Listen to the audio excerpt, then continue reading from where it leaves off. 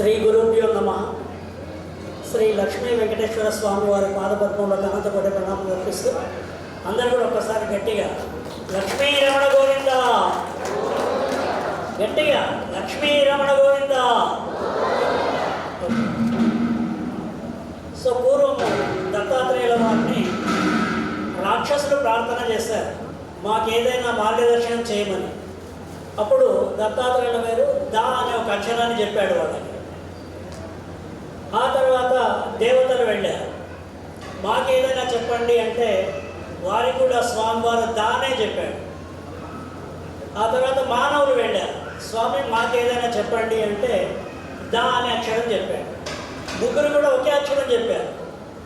చెప్తే వాళ్ళ ప్రవృత్తిని బట్టి వాళ్ళ తెలివిని బట్టి ఒక్కొక్కరు ఒక్కొక్క విధంగా అర్థం చేసుకున్నారు.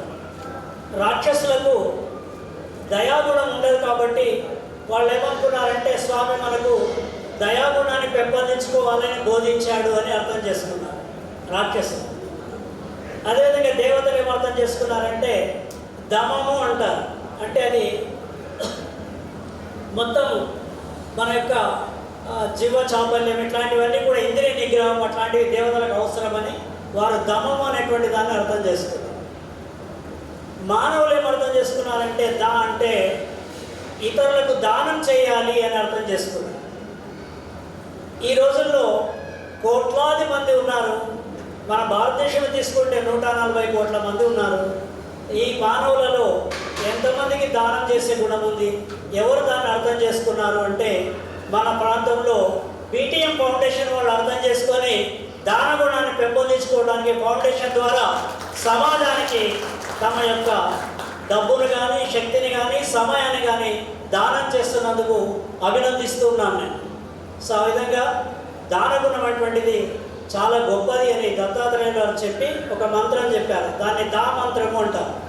ఓం ద్రాం శ్రీకృష్ణ శ్యామ కమలనైన దత్తాత్రేయ శరణం మహాద్రాం అని ఆ మంత్రాన్ని జపించినప్పుడు మనలో దానగుణం అనేది పెంపొందించబడాలి.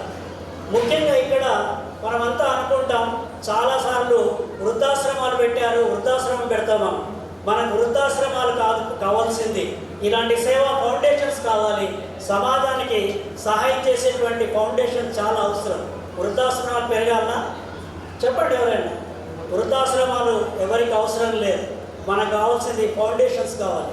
ఈ ఫౌండేషన్ ద్వారా ఏం జరుగుతుంది అంటే ఈ ప్రపంచంలో ఏ వస్తువైనా సంస్కరింపబడిన తర్వాతనే సమాజానికి ఉపయోగపడుతుంది. ఒక చెట్టు ఉంది, ఆ చెట్టును సంస్కరిస్తాం, దాన్ని చెక్కలుగా కట్టెలుగా దూలాలుగా వాకిళ్ళుగా తయారు చేసినప్పుడు అది సమాజానికి ఉపయోగపడుతుంది. పత్తి ఉంది, సమాజంలో పత్తిని తీసుకొచ్చిన తర్వాత ఏం చేస్తారు, దాన్ని క్లీన్ చేసి వడికి దారం తయారు చేసిన తర్వాత వస్త్రంగా సమాజానికి ఉపయోగపడుతుంది. అట్లే ఈ ప్రకృతిలో మనిషి కూడా ఒక సృష్టి కాబట్టి దేవుడు సృష్టించినటువంటి దానిలో కాబట్టి సమాజానికి మనిషి కూడా ఎప్పుడు ఉపయోగపడతాడంటే ఆయనలో సేవ అనేటువంటి గుణం వచ్చినప్పుడే అది సమాజానికి ఉపయోగపడే మనిషిగా తయారవుతాడు. సేవ సంస్కార సాధనం అంటారు. మనిషికి సేవనే ఆభరణం, మనిషికి సేవనే భూషణం. ఆ విధంగా మనిషి సంస్కరింపబడాలంటే ఇతరులకు సహాయం చేసే గుణం మనకు కలిగి ఉండాలి.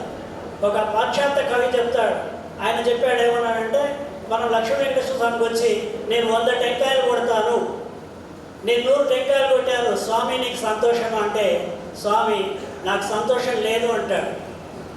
పక్కవానికి ఒక గ్లాసు నీళ్లు వేసవి కాలంలో చల్లని నీళ్లు ఆకలి ఉన్న వానికి ఇంత ఆహారం పెట్టు, ఏమి స్వామి అంటే నీవు శభాషణ అంటాడు, కానీ 100 టెంకాయలు కొట్టిన వానికి శభాష్ అన్నాడు. అది అందుకే మనకేం చెప్పారంటే దయగల హృదయమే దైవ మందిరం. సమాజం పైన దయ కలిగి ఉండాలి, అలాంటి తత్పరత కలిగి ఉండాలి. అహంకారానికి పోకుండా ఆడంబరాలకు పోకుండా సమాజ సేవనే లక్ష్యంగా పెట్టుకొని సేవా కార్యక్రమాలు చేయాలని ఆశిస్తూ, మరియు విద్యార్థులు ఈరోజు ఎంతమంది ఇక్కడికి వచ్చారు, దీన్ని చక్కగా వినియోగించుకొని ఇప్పుడు అవకాశాలు చాలా ఉన్నాయి. తిమ్మమ్మ కానీ వీళ్ళంతా చదివినప్పుడు సమాజంలో అవకాశాలు చాలా తక్కువ. ఇప్పుడు బాగా చదువుతున్నామంటే మీకు సహాయం చేసేవాళ్ళు చాలామంది ఉన్నారు. ఇట్లాంటి అవకాశాన్ని సద్వినియోగం చేసుకున్న వాడే నిజమైనటువంటి వ్యక్తి. కాబట్టి సమాజంలో మనకు వచ్చిన అవకాశాన్ని ఎవరైతే సద్వినియోగం చేసుకుంటారో వాళ్ళు తప్పకుండా లక్ష్యాన్ని చేరుకుంటారు. ఒక చిన్న ఉదాహరణ చెప్పి ముగిస్తాను. రామాయణంలో మనమంతా విన్నటువంటి సంఘటననే, రామచంద్రుడు, సీతమ్మ, లక్ష్మణుడు సరయు నది దాటడానికి వెళ్ళినప్పుడు అక్కడ గుహుని పడవ ఎక్కడానికి వెళ్ళినప్పుడు గుహుడు ఆలోచిస్తాడు, ఇంతటి చక్కటి సమయాన్ని సద్వినియోగం చేసుకోకపోతే నా జన్మ వేస్ట్ అవుతుంది అనుకుంటాడు. కాబట్టి ఏం చేస్తాడు, ఆయన వచ్చి రామచంద్రుని దగ్గరికి వచ్చి, అయ్యా నీ కాలు తుమ్ము సోకి రాయి ఆడదైనాదట, నా పడవ మీద కాలు పెడితే ఏమవుతుందో తంట, కాబట్టి ఏం చేస్తావంటే నీ కాలు కడుగుతాను స్వామి అంటాడు. చూడండి, ఆ చిక్కిన అవకాశాన్ని ఆయన ఎలా సద్వినియోగం చేసుకున్నాడు.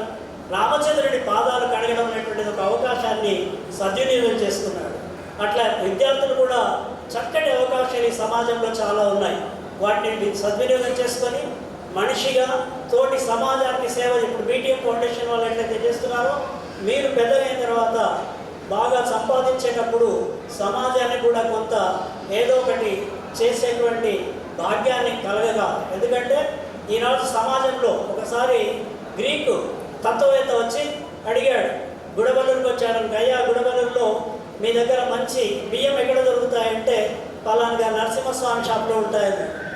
ఇంకో ఆయన వచ్చి ఇంకేదో అడిగితే ఆ ప్రకాష్ వాళ్ళ షాప్లో ఉన్నాయి. ఇంకా రకరకాల వాళ్ళు ఉన్నారు షాపులు, అందరూ అడిగారు. అయితే ఒక మంచి మనిషి ఎవరు అని అడిగాడు. సమాధానం లేదు పిల్లల దగ్గర. మంచి మనిషి అంటే ఎవరు, ఎలాంటి వాడిని మంచి మనిషి అంటారంటే నైతిక విలువలు కలిగి సమాజాన్ని దృష్టిలో పెట్టుకొని సమాజ సేవ చేసేటువంటి వాళ్ళే మంచి మనుషులుగా గుర్తింపబడతారు. కాబట్టి సమాజ సేవ ద్వారా మీరు సంస్కరింపబడి ఉన్నతమైన చదువులు చదివి మీ యొక్క జీవితాన్ని సమాజానికి అంకితం చేయాలని ఆశిస్తూ, చిన్నారులను ఆశీర్వదిస్తూ, నాకు ఈ అవకాశం ఇచ్చినటువంటి ఈ బీటీఎం ఫౌండేషన్, మా స్టూడెంట్స్ ఉన్నారు, కొంతమంది పెద్దలు ఉన్నారు, వాళ్ళందరూ కూడా పేరు పేరున, మరియు సభ పైన ఉన్నటువంటి అందరికీ కూడా పేరు పేరున హృదయపూర్వక నమస్కారాలు తెలియజేస్తూ కృతజ్ఞతాభివందనలు.